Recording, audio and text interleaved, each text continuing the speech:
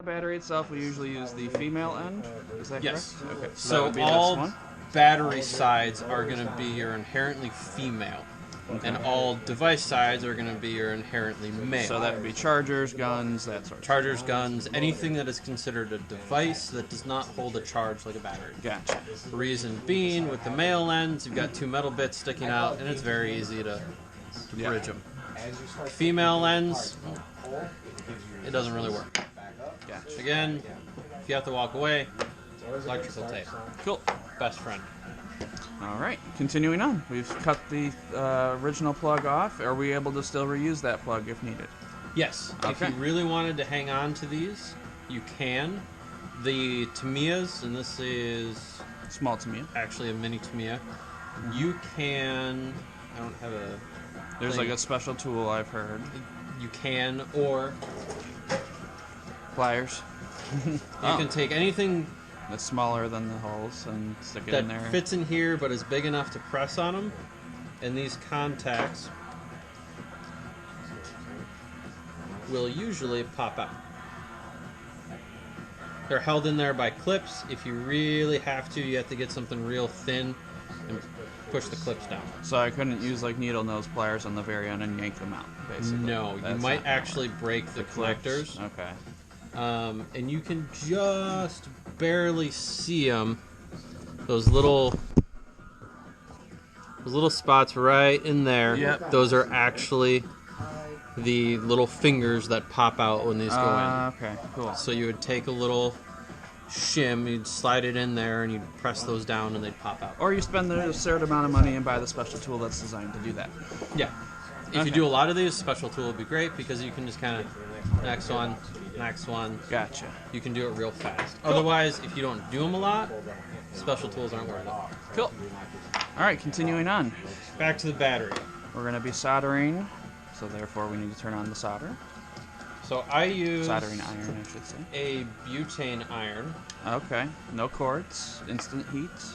not instant heat. It's actually mildly slower, Oh, okay. but no cords. I can go anywhere. True. Until it decides not to light. No, it just likes to light the second time. Ah, there. Yeah. Okay. Something with the butane gas and the spark and whatnot. Yeah. Taking one of your parts trays. Cool. They're magnetic. I know. That's why I'm taking them. I'll grab the other one. You grab the broken one. There's a broken one. Yeah, the magnet came off the back. Came off the That's awesome. So Gorilla tape. Let's go. You should have told me. I would have brought some.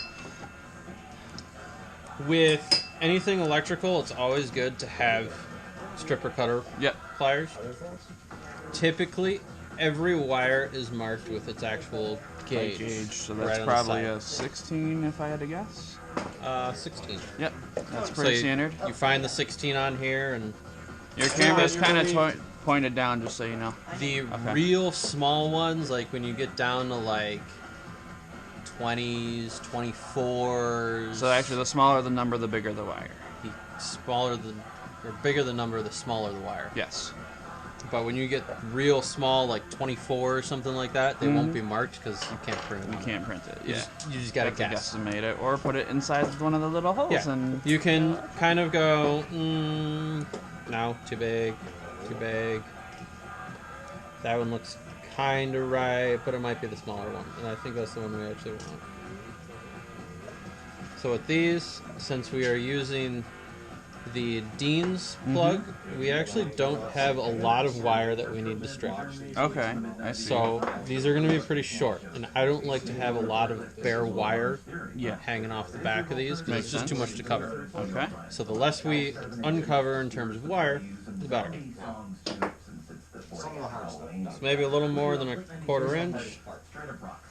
Clip it, and then on the back, wiggle it in a circle so it breaks everything all the way around. Pull it off. Okay, so we're just stripping the coating over, not the actual wire, which is what we need. Yeah, just the Do the sheathing, soldering. not the actual wire. Yep. I like to kind of twist these to keep all the strands together. Okay. And then we're going to Now do get the other one? everything. We're gonna get Oh, everything okay. done with this, and we're And gonna then we'll do the leave other this one alone. Okay, that way Just they because don't we touch. don't want to accidentally Okay, that way Just they because don't we touch, don't want to accidentally do cause this. sparks Yeah. and stuff. Yeah. Okay. If you're really want to keep things separate, you can take a small piece of tape.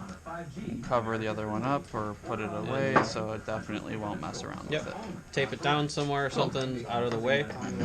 I have grown to always use these little helping hands things. Lifesaver. Made in Absolute Taiwan. lifesaver. Very nice. Yeah, I know.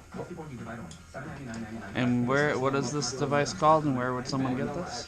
You can find them at most hobby shops. They might not be called helping hands, but anything that Okay. looks like this, It's gonna basically be what with 2 clips on it and a weighted base, they're specifically made to help you solder.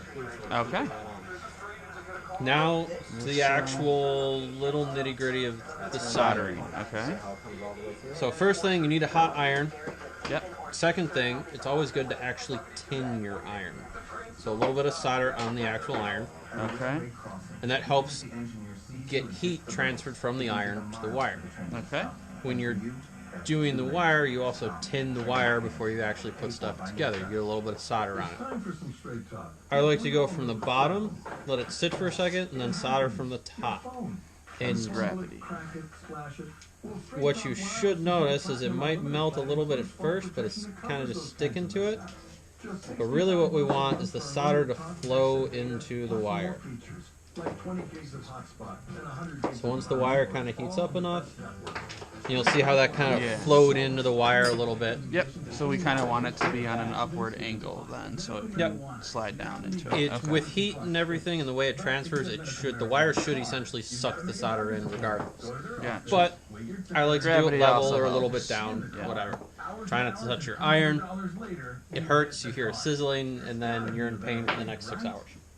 Okay. Try not to do that. I've learned that too many times from personal experience. And I'm sure there's probably some cursing that goes along with that typically. So, yeah. Female end, you've got one already. Yep.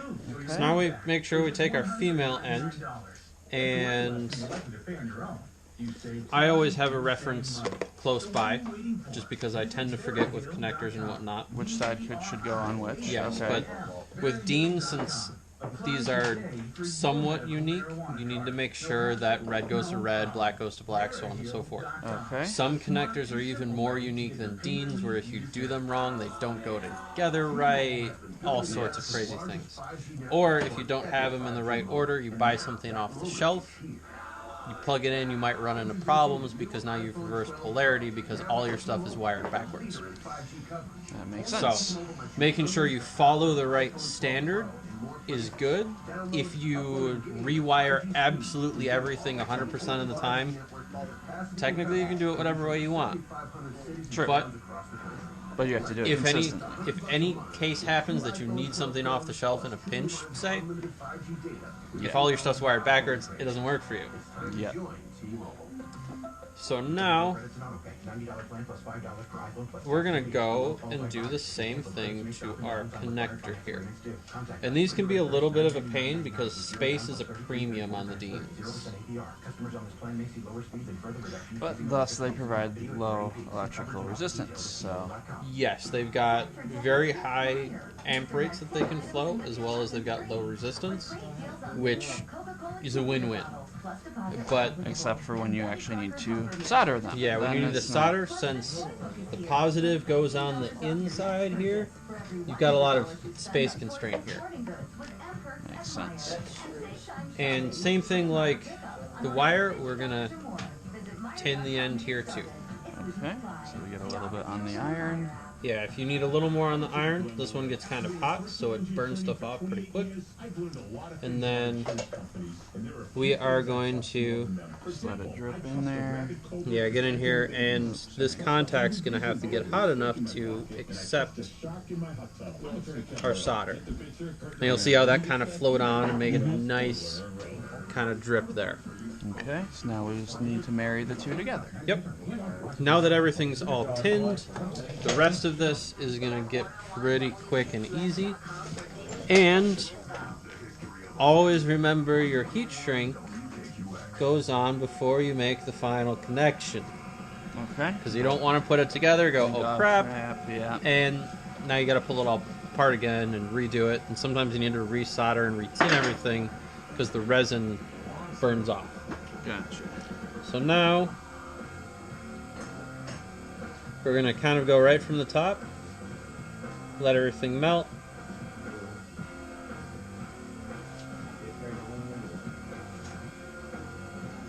Hold it for a second while it cools. Okay. With the helping hands, you can usually do all of this without actually touching any of the wires. Sometimes actually holding the wire gives you a better angle and just generally a better connection. Okay. Once it's cooled a little bit, double check to make sure you've got a good connection by giving it a good tug. If nothing moves, cool. And you're good. Don't move your heat shrink right away because it might shrink because of the heat that's still there. Okay, so you want to wait for that to cool. Yeah. And that would probably take a minute or two, or you could blow on it and make that go a little faster, like we're going to do for the sake of the video. Usually if it's safe to touch, then you should be good to slide Once that it's up. relatively cool, then we're going to slide this up. Okay. And with these, slide them up as absolutely far as you can. If they sit real nice up against the connector, even better. Okay, then we just take a small flame, or in this case the butane torch, So, without burning yourself, of course. Ring. You want pliers? Tony. Yo! The ring that's holding the connector in the buffer tube, that pops out, right? Which ring? The metal piece on the inside of the buffer tube that keeps the connector from going all the way through. That should come out with the tube, I think. Yes, I've got a tube down here, a blank tube right down there in the rifle case, right next to the suppressor. Yeah, there you go. That should give you an idea. I don't know if it has all the parts. And if you need to use that, you're welcome to use it. I don't care. That's why I brought it. Yeah, but there's no tube in this one.